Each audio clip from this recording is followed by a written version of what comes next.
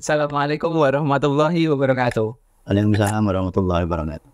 Alhamdulillahirabbil alamin wa bihi nasta'inu ala umuri dunya waddin. Wassalatu wassalamu ala asyrofil anbiya'i wal mursalin sayyidina Muhammadin wa ala alihi wa sahbihi wa barik wasallim ajma'in. Kali ini dengan tasawuf saintifik kita akan membahas mengenai manajemen emosi sofistik. Kira-kira ya orang mesti mikirnya emosi itu mesti negatif ya, Pak? Iya. Ya, itu kalau secara sofistik tasawufnya bagaimana tuh? Ya, ini tadi saya tuh lihat tuh Mas Jawa agak emosi. Makanya judulnya jadi tentang emosi nih. Nah, kita sering maknai emosi itu terlalu sempit ya.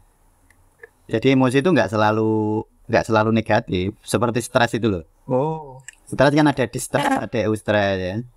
Jadi nggak selalu negatif, emosi itu bisa positif dan bahkan diperlukan dalam hidup.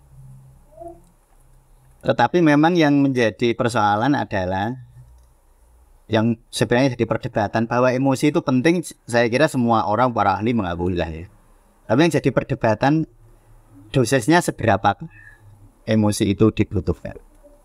Nah, jadi nanti ini kita akan itu Mas Jawa membahas tentang view-nya tasawuf. Nah, paradigmanya kita cari sudut pandangnya dari tasawuf. Nanti semoga ada kita bisa menyumbang wacana lah ya. Kalau ini belum bisa disebut praktis, tapi minimal kita bisa menyumbang wacana. Tapi siapa tahu nanti ada tips-tips yang kita berikan. Ya. Jadi ini kita akan bahas itu ya, tentang emosi ya. Jadi gini, emosi kita itu kan sebenarnya dibutuhkan. Kalau orang nggak punya emosi itu seperti kalau di dunia saintifik nggak punya amigdala. Jadi di otak kita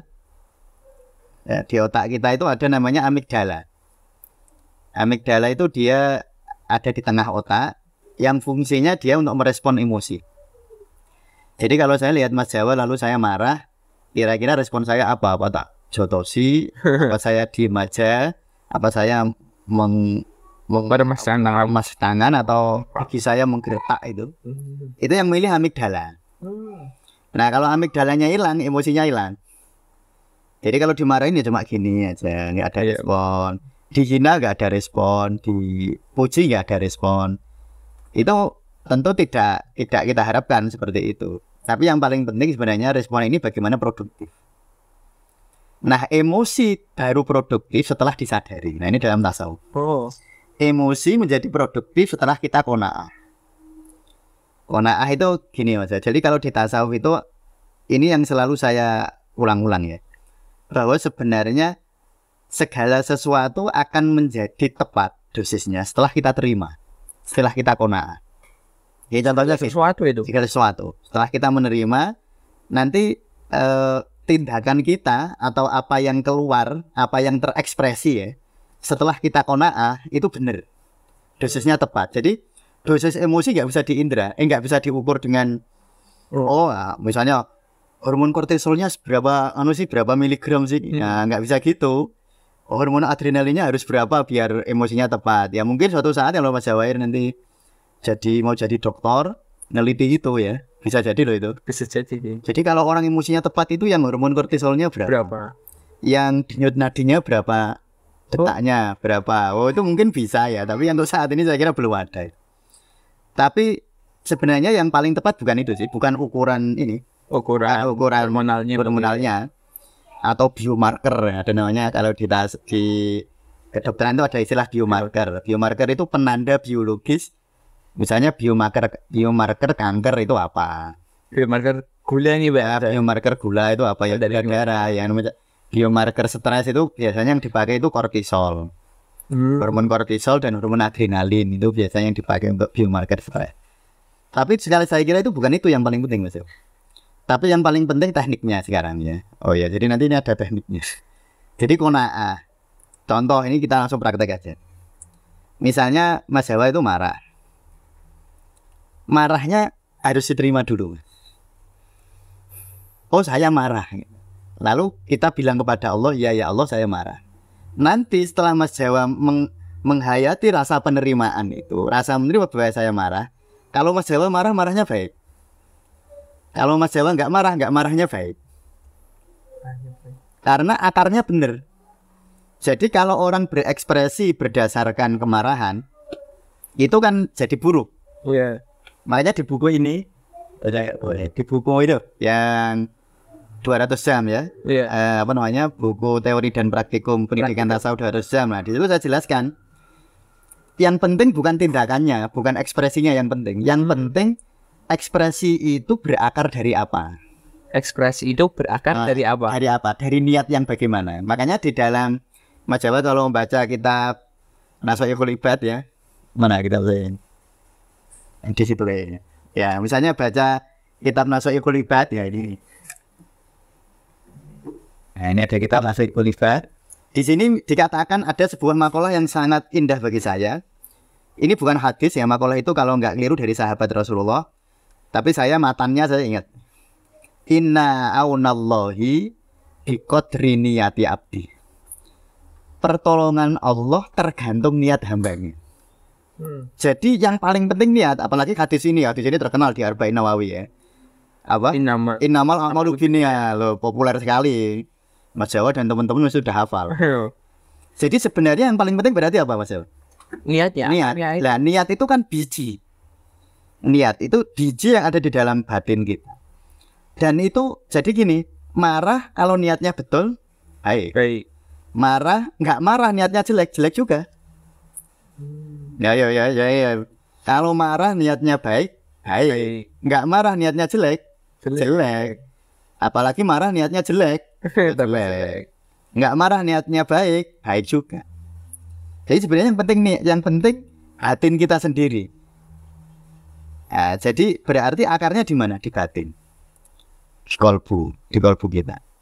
Nah, sehingga yang paling penting di dalam proses penanganan emosi, kita qanaah dulu agar cahaya batiniah itu yang muncul, Mas.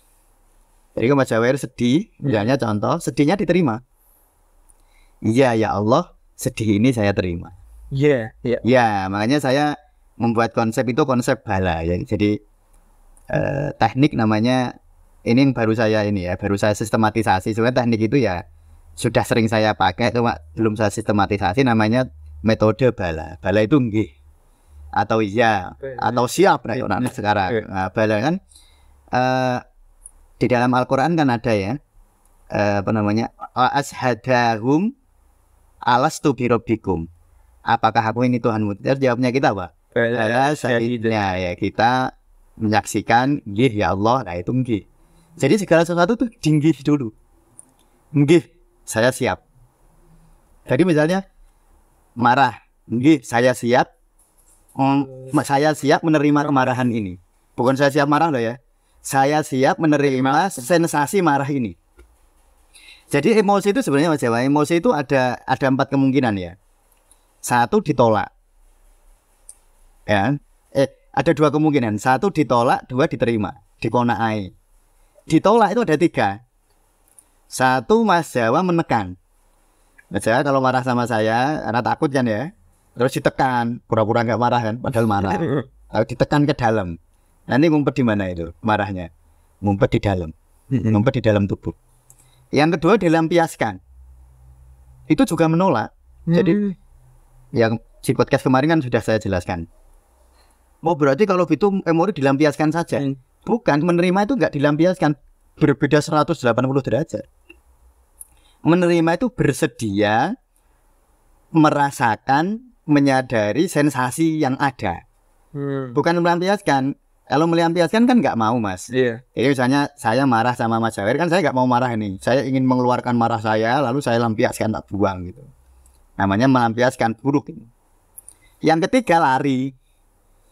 Mas Jawair misalnya lagi stres, terus daripada stres main HP lah, lihat YouTube. Jalan-jalan aja lah. Atau jalan-jalan healing katanya. Atau misalnya merokok misalnya. Jadi ada orang kalau stres, bosen dia merokok. Atau dia stres, bosen dia melihat YouTube. Dia stres, bosen jalan-jalan. Itu namanya lari dari masalah. Jadi sensasinya tetap ada di sini, cuma ngumpet aja, dilupakan gitu. Kayak Mas Jawair punya sampah cuma mbok simpen aja, mbok usel-usel kayak gitu. Tapi masanya masih ada. Healing. Nah, ya istilahnya terus healing. Padahal ya bukan healing sih sebenarnya ya. Jadi itu sebenarnya menyimpan atau apa menghindari, mengempet emosi sebenarnya dan itu buruk. Ya, jadi ingat ya ada dua cara manajemen emosi, yang satu menolak, yang dua menerima. Yang benar yang menerima. Menolak ada tiga. Satu lari itu tadi sampean stres, sampean dulu jalan. Disclaimer-nya gitu. Ya, disclaimer-nya di gitu dulu ya. Lalu yang kedua ngempet atau menahan, ditekan. Yang ketiga dilampiaskan. Ini tiga-tiganya buruk. Yang paling buruk melampiaskan. Kenapa paling buruk? Karena kalau melampiaskan yang rugi orang banyak. Ya kan? Yeah. Kalau diempet yang rugi ndekne dhewe ya. Kalau healing malah ada yang untung sih, kadang-kadang tempat rekreasi kan untung. Iya. Ya toh, mall kan jadi untung karena banyak banyak orang stres di rumah. Ya udahlah kita jalan-jalan aja di mall, ya, mallnya untung. Tapi kalau dilampiaskan, ya ruginya ya dirinya rugi dan orang lain rugi. Jadi jangan sampai pemahaman setelah lihat YouTube ini, oh kata Pak Mustamir, emosi diterima, terus dia lampiaskan. Melampiaskan itu menolak paling buruk. Ya, ingat ya, melampiaskan itu menolak. Menolak itu bukan menerima. Menerima itu bersedia mengalami. Atau qanaah. Ono opo ditompo. Misalnya orang marah, misalnya. Marah itu kan ada tempatnya. Makanya, nah saya itu terinspirasi itu dari Kimia Usada Imam Al-Ghazali ya. Nah, ini kitabnya kecil, ini Kimia Usada ini. Kitabnya kecil tapi inspirasinya luar biasa dari sini. Teknik-teknik yang kita buat di manajemen tasawuf Indonesia dan inspirasi dari Kimia Usada ini. Banyak terinspirasi dari Kimia Usada. Jadi Imam Ghazali itu bilang wal ghadabu fil yadaini wa rijlaini wa uzunaini wa ainaini. Jadi semua ya, jadi marah itu tempatnya menurut Al-Ghazali di tangan, di kaini, di uzunaini, dan meripat. Makanya orang marah meripatnya panas, merah itu. Kadang-kadang ada orang marah telinganya berdenging, Mas. Ada marah, tangannya langsung gini-gini ya, menggetar. Atau marah kakinya kepengen nendang orang. Jadi marah itu kalau di sini di Kimia Usada itu di situ tempatnya. Semayam di situ. Nah, bersedialah mengalami itu. Kan orang marah misalnya ya, Mas Jawair marah. Kan rasa mata panas. Dada mungkin sesak.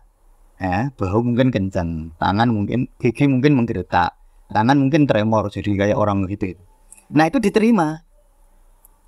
Jadi bukan menerima objeknya loh ya. Iya.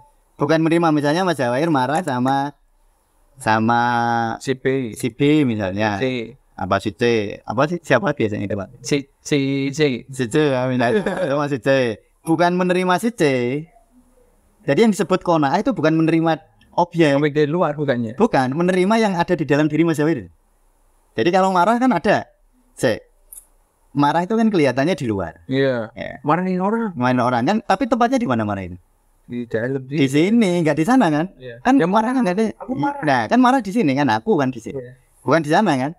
Berarti yang harus diselesaikan di mana? Yeah. Di sini, bukan di sana. Jadi yang diterima adalah sensasi yang Mas Jawair rasakan. Dan Mas Jawair sedih, ada rasanya kan? Betul. Ada orang sedih itu sampai dadanya itu kayak berdebar-debar atau ya kadang-kadang sesak itu sampai asmanya kambuh ya. Sedih, kecewa. Nah, pada saat sedih dan kecewa itu. Nah, pada saat seperti itu sensasinya diterima. Diterima, biarkan dia berdenyut. Jadi kalau emosi, saya punya kitab itu mungkin banyak yang dengar tentang Risalatul Qusairiyah. Oh iya, nah kitabnya ini Risalatul Imam Qusairi ya. Imam Qusairi. Di sini tuh terminologi tasawuf sangat kental ya. Memang ini kitab untuk terminologi tasawuf. Nah, di sini tuh ada makalah dari Ibnu Sabrumah namanya. Ibnu Sabrumah itu bilang begini, ketika beliau marah, beliau bilang begini. Sahabah sumatan qosi. Sahabah sumatan qosi. Ini hanyalah awan yang akan berlalu. Semua akan berlalu. Semua akan berlalu. Kayak ombak itu loh, Mas. Kayak ombak. kayak status di WA saya itu. Oh gitu ya. Kita lihat. Ya. Jadi kayak ombak yang akan apa? Berlalu. Jadi ombak itu kan datang tapi ya pergi kan. Kan nggak mungkin ya. Ombak yang tsunami aja dia yang balik. Biasanya kalau Mas Alwi dilihat tuh tsunami Aceh dulu yang banyak saudara-saudara kita di Aceh yang diuji oleh Allah dengan kesulitan itu. Kan dia ombaknya besar, tapi kan balik ke laut ya? Iya, Balik sebesar apapun. Jadi akhirnya emosi itu juga akan larut. Ketika kita menerima maka emosi itu akan larut sebenarnya. Jadi tidak usah khawatir, diterima saja. Nanti setelah diterima, lah Mas Heri menerima, oh nggih saya marah. Nanti uniknya ekspresi yang akan muncul adalah ekspresi yang muncul dari kedamaian batin. Ekspresi yang muncul dari energi ruhaniah, bukan dari energi kemarahan. Jadi misalnya kemarahan boleh muncul asalnya dari ruhaniah. Kesedihan boleh muncul asalnya dari ruhaniah, bukan dari ego. Bukan dari nafsu emosional, bukan. Jadi gerakan kita asalnya dari kedamaian batin. Nah, kalau asalnya dari kedamaian batin sih insya Allah benar. Jadi kalau Mas Jawir marah lalu diterima, sensasi itu diterima biasanya 2 menit Mas. Nah, saya biasanya dulu pakai timer, saya kan ada timer. Ada timer, terus misalnya saya ada emosi tertentu yang muncul, misalnya wah lihat tuh timnas kayak wah di kalah Dolimi sama wasit misalnya. Kan emosi muncul ya. Emosi muncul atau kemarin seri ini mainnya apik kok. Oh waduh. Kan ada emosi muncul ya. Nah, langsung saya memejamkan mata, lalu saya rasakan sensasi rasa marah itu. Nah, saya pakai timer ini. Timer di HP yang ada waktu ya. Pencet 2 menit. Lalu saya saya biarkan dia hadir di sini. Nanti ya kalau bahasa tasawuf saya doanya ya ilahi anta maksudi warido kamatrobi, ya Allah yang saya cari engkau, harapanku ya engkau ya. Yang saya cari hari itu. Jadi akhirnya nanti harapan materialisnya luruh, terlampaui, bukan hilang, terlampaui Mas, dipeluk. Nah, saya istilah puitisnya begini, kalau kamu menerima keinginanmu maka keinginanmu akan dipeluk oleh ridhonya Allah. Dipeluk ya, jangan mengontrol masih ego. Ya dipeluk oleh rohaniah kita. Marahmu akan ada, tapi marah yang dipeluk oleh keriduan Allah. Marah yang dipeluk oleh rohani. Kesedihanmu ada, tetapi kesedihan yang dipeluk oleh kekuatan rohani. Nah, itu kesedihan yang indah, kemarahan yang indah. Nah, itu yang tadi di awal kita bilang dosisnya tepat. Jadi menempatkan dosis emosi dengan cara diterima. Makanya di sini di Imam Al-Ghazali di dalam bab-bab terakhir itu beliau bilang jangan berniat untuk membunuh nafsumu, membunuh marah dan keinginanmu. Jangan, nggak bisa itu, nggak bisa membunuh. Wah saya berkehendak mono aja biar saya bahagia, keinginan saya hilangkan. Itu juga keinginan juga sih sebenarnya. Atau marah saya hilangkan, atau sedih saya nggak mau. Itu nggak apa-apa. Dan itu manusiawi, makanya itu bersifat basariah kita. Makanya Rasulullah itu dawuh ada sebuah makalah ya, ana basaru mislukum. Aku iki yo menungso ya sampeyan. Jadi secara psikologis Rasulullah kan ate duka ya. Pernah bersedih. Misalnya putranya yang Ibrahim kalau nggak keliru waktu itu ya beliau menitikkan air mata sampai dilurui Sayyidina Umar bin Khattab kan. Enggak kan Nabi masa nangis gitu. Jadi terimalah. Jadi teknik paling sederhana, tekniknya bala syahidnya. Ya Allah, oke, saya bersedia menerima kemarahan ini. Karena saya bersedia, karena saya meyakini engkau sebagai sang pemilik diri. Nanti kalau ini dihayati terus itu lama-lama otomatis nanti emosi jadi dosisnya tepat. Emosi dosis tepat, emosinya produktif Mas. Jadi kalau Mas Jawair marah, marahnya produktif. Mas Jawair nggak marah, marahnya produktif. Jadi marah produktif itu apa? Jadi Mas Jawair jadi punya motivasi baru untuk melakukan kebaikan. Kalau marah yang nggak produktif, nyakitin orang, balas dendam ya. Wah dulu dia pernah menzalimi saya akan berjuang untuk mengalahkan dia. Nanti kalau saya jadi atasannya dia, awas ya, nggak tak kasih jabatan. Marah sama aja. Ya itu kan namanya memelihara kemarahan. Memang kemarahan itu bisa menjadi energi, Mas. Tetapi melelahkan. Bisa tapi melelahkan. Bisa tapi melelahkan. Capek. Jadi nanti malah kita lelah. Makanya kalau orang habis marah gini-gini badan jadi lelah.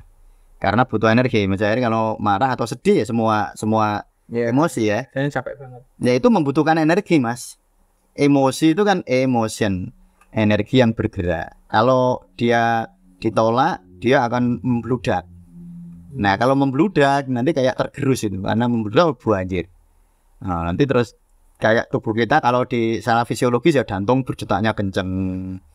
Terus hormon-hormon di apa namanya dimobilisasi di dalam tubuh sehingga tubuh jadi capek, jadi lelah. Makanya perampok energi terbesar itu bukan tubuh. Jadi olahraga bergerak secara fisik itu tidak ya dia memang menghabiskan energi, tapi yang paling banyak menghabiskan energi itu pikiran dan perasaan. Ya, saya kira gitu ya, ini tentang manajemen emosi. Nanti kita akan lanjutkan di podcast yang akan datang.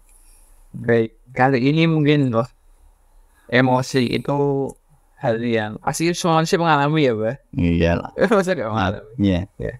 Jadi jika ini ada pertanyaan atau masih hal yang mengganjal atau ingin mungkin mengikuti pendidikan praktik tasawuf nih ya, Pak, mungkin. Nanti kapan-kapan itu launchingnya udah tahu mungkin ya, Pak. Iya, ya nggak tahu nanti. Terima kasih. Wassalamualaikum warahmatullahi wabarakatuh.